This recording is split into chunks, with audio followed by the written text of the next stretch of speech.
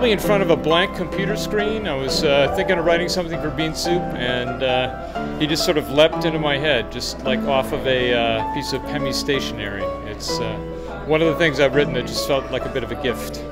Well, Zach and I had talked about doing some kind of hero's tale half-season show.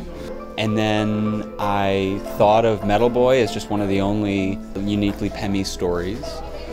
And I guess I just started thinking about it and thinking about what if we made a play of it that also had some music, and we didn't write any new music, but we borrowed music and rewrote songs and camp songs and made everything as feasible as possible musically and learning-wise. And then I just... a lot of the dialogue was already written. I actually stole most of the dialogue. I'm Nicholas Gordon, and I play Metal Boy.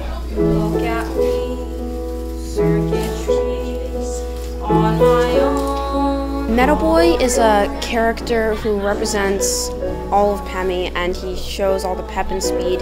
The perfect Pemi kid, almost. And largely it's the same story that I wrote, but the little permutations are fun to have seen. Someone else's creativity kind of adding on top. Being terrified several days before the show because so many things weren't coming together.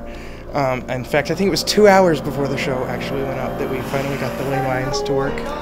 And the black curtains going up was a mammoth of an effort. So many of the props were difficult to come by or hard to find. In fact, we didn't even come up with one. It just kind of drove through the air.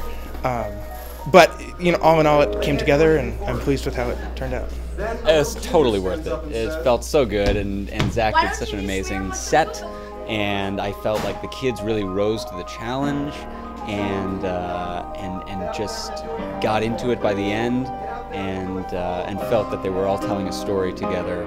I guess they'll have to sort of weigh in on their own, but my sense is that the Clive Barneses in the audience will have been fairly impressed.